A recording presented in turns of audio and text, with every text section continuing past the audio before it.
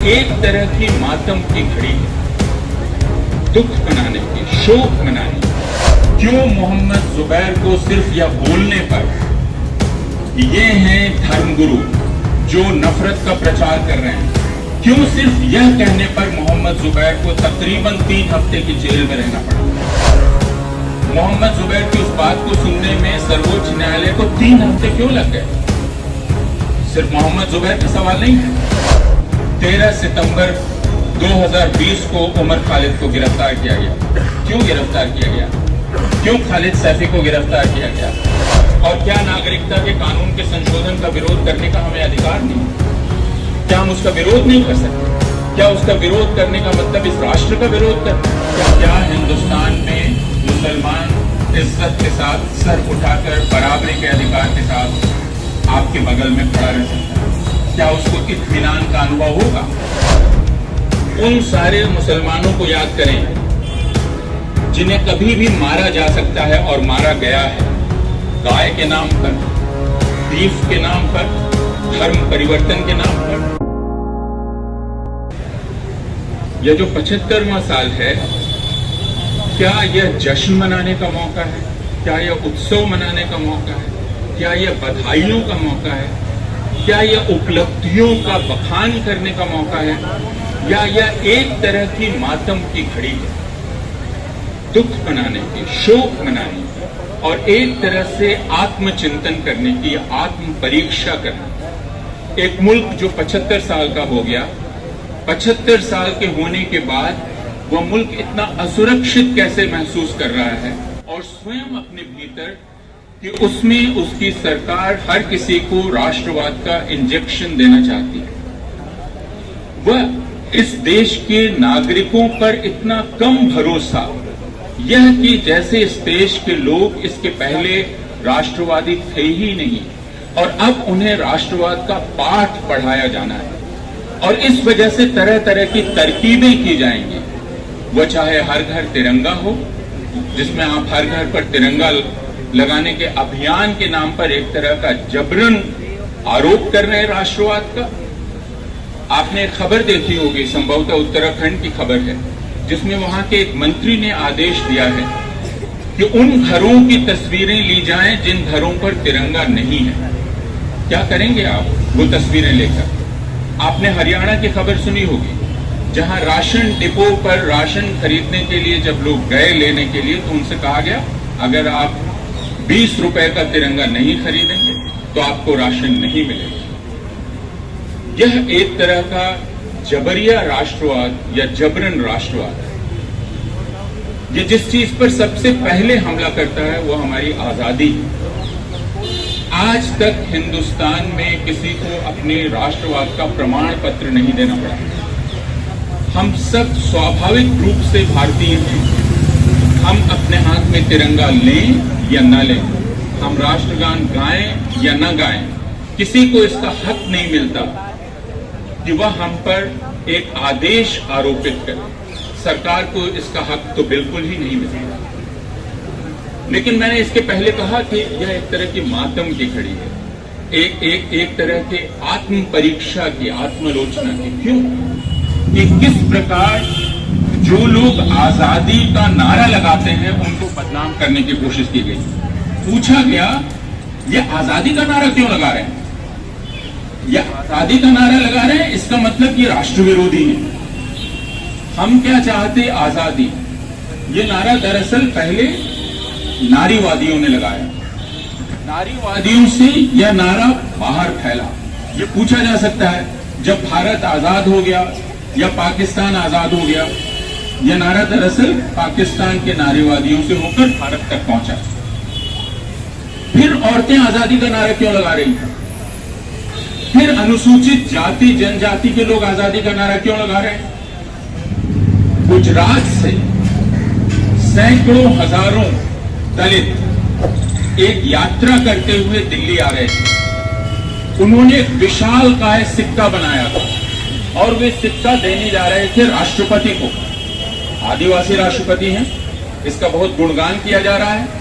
दलित आ रहे थे एक आदिवासी राष्ट्रपति को सिक्का भेंट करने, वे हमला करने नहीं आ रहे। क्यों आ रहे थे? क्योंकि दलितों की जो वास्तविक स्थिति है इसकी तरफ ध्यान खींचा जा सके। क्या हुआ? हरियाणा के पास उनको रोक दिया, दिल्ली में वे दाखिल नहीं हो पाए। यह आजादी है।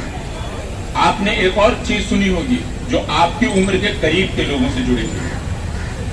कितने लोग थे? शायद 1 दर्जन या 2 दर्जन, जो नागपुर से पैदल मार्च करते हुए आ रहे थे। वे लोग जो अलग अलग परीक्षाओं के अभ्यर्थी थे, वे अपनी मांग लेकर, तिरंगा झंडा लेकर, आजकल बिना तिरंगा लिए आप अपनी मांग नहीं कर सकते, है ना?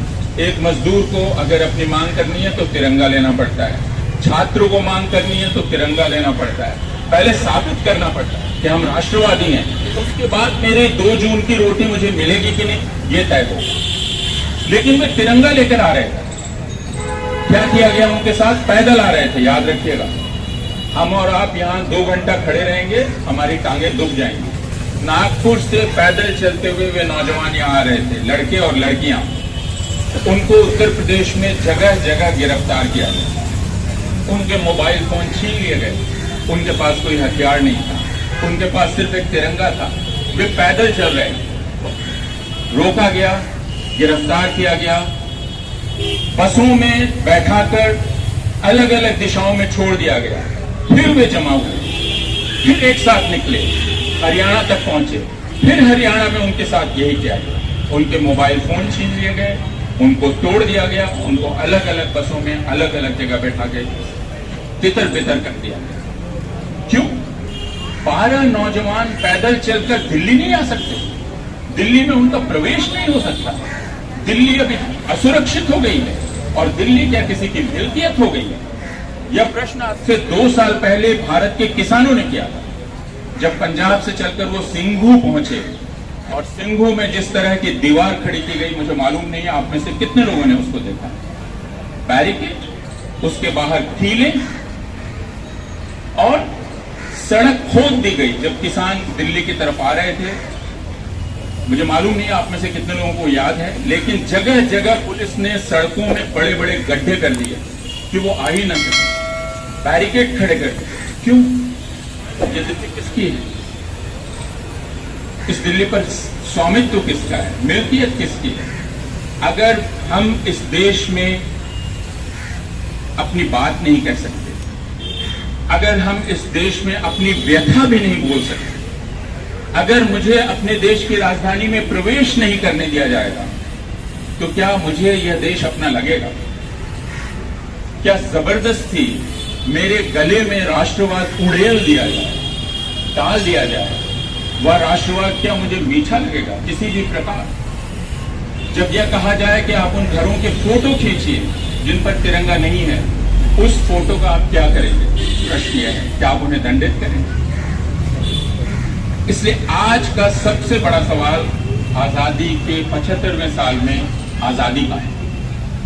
आजादी जो इंसान का सबसे कीमती मूल्य, आजादी 75वें साल में एक सबसे बड़ा सवाल बनकर हमारे सामने खड़ी है। क्या हम उस आजादी को हासिल कर सकते हैं? क्या हम अपनी आवाज वापस हासिल कर सकते हैं? क्या समाज के वे तबके, हसदेव अरण्य में चल रहा आदिवासियों का संघर्ष, क्या हम उस संघर्ष के साथ खड़े हो सकते हैं? नागपुर से जो पैदल चल के आ रहे हैं, क्या हम अपना हाथ बढ़ाकर उनसे हाथ मिला सकते हैं?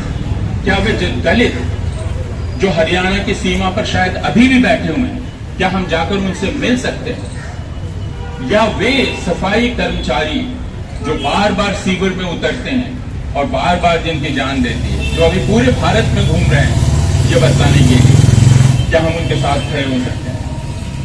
और जो बात शुरू में कही गई, वह हिंदुस्तान का अभी का बुनियादी सवाल है कि क्या हिंदुस्तान में मुसलमान इज्जत के साथ सर उठाकर बराबरी के अधिकार के साथ आपके बगल में खड़ा रह सकता है? क्या उसको इत्मीनान का अनुभव होगा?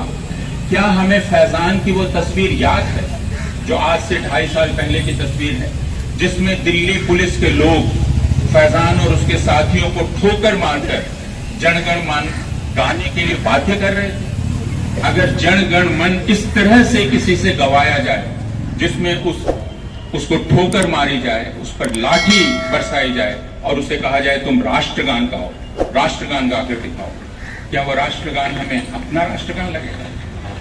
ये सारे प्रश्न हैं जो हमें करने हैं। क्यों मोहम्मद जुबैर को सिर्फ यह बोलने पर ये हैं धर्मगुरु जो नफरत का प्रचार कर रहे हैं, क्यों सिर्फ यह कहने पर मोहम्मद जुबैर को तकरीबन 3 हफ्ते की जेल में रहना पड़ा? क्यों उस आजादी का कोई मोल नहीं था मोहम्मद जुबैर की? जो मैंने कहा पहला मूल्य, मोहम्मद जुबैर की उस बात को सुनने में सर्वोच्च न्यायालय को 3 हफ्ते क्यों लग गए? सिर्फ मोहम्मद जुबैर का सवाल नहीं है। 13 सितंबर 2020 को उमर खालिद को गिरफ्तार किया गया। क्यों गिरफ्तार किया गया? क्यों खालिद सैफी को गिरफ्तार किया गया? क्यों दिल्ली विश्वविद्यालय में उर्दू की छात्र रही गुलफिशा को गिरफ्तार किया गया? क्यों सफूरा को गिरफ्तार किया गया? क्यों मीरान हैदर को गिरफ्तार किया गया? ये सवाल हमें करने पड़ेंगे। क्यों उन्हें गिरफ्तार किया गया? क्या इसलिए कि वे नागरिकता के कानून में जो संशोधन हुआ उसका विरोध कर रहे थे? और क्या नागरिकता के कानून के संशोधन का विरोध करने का हमें अधिकार नहीं है? क्या हम उसका विरोध नहीं कर सकते? क्या उसका विरोध करने का मतलब इस राष्ट्र का विरोध करना है? क्या हम ये नहीं बतला सकते कि आपने भारतीय नागरिकता की परिभाषा को दूषित कर दिया है इस कानून को लागू करके, और हम उसका विरोध करते हैं क्योंकि हम भारत की नागरिकता को धर्मनिरपेक्ष रखना चाहते हैं, उसकी परिभाषा को विकृत नहीं करना चाहते। हम नेशनल रजिस्टर ऑफ सिटीजनशिप नहीं चाहते। आप असम जाइए, आप में से जो लोग असम को नहीं जानते हैं वे असम जाएं, असम में लोगों से मिलें और उनसे पूछें कि एनआरसी में अपना नाम दाखिल कराने के लिए उनको क्या क्या तबाहियां झेलनी पड़ी। 17 लाख लोग एनआरसी से बाहर हैं, 17 लाख जो बरसों बरस से हिंदुस्तान में रह रहे थे, और उनमें 15 लाख हिंदू हैं, यह भी ध्यान रखिएगा। असम के डिटेंशन कैंप में हिंदू हैं। क्यों? क्योंकि ये सरकार कहती है अब हम तय करेंगे कि आपके पास फला फला फला कागज होगा तो आपको भारत का नागरिक माना जाएगा, और अगर आपके पास कागज नहीं है जो हम कहते हैं तो आप भारत के नागरिक नहीं रहेंगे, रजिस्टर में आपका नाम नहीं होगा। उन सारे मुसलमानों को याद करें जिन्हें कभी भी मारा जा सकता है और मारा गया है, गाय के नाम पर, बीफ के नाम पर, धर्म परिवर्तन के नाम पर, भारत के अलग अलग हिस्सों में। उन सबको याद कीजिए। जुनैद को याद कीजिए, 15 साल का जुनैद जो ईद में सामान की खरीदारी करके ईद की पहली शाम को अपने घर लौट रहा था, और ट्रेन में जिसे चाकुओं से गोद कर मार दिया गया। क्यों? क्योंकि उसका नाम जुनैद था, और जिसने उसकी हत्या की वो आजाद है, और वह आज भी पंचायतें कर रहा है। यह ध्यान रखिए, जिसने जुनैद की हत्या की वो आजाद है। जो इन हत्याओं में शामिल हैं, जो घृणा प्रचार में शामिल हैं, वे आजाद हैं, वे सभाएं कर रहे हैं, वे मुसलमानों के जनसंहार का आह्वान कर रहे हैं।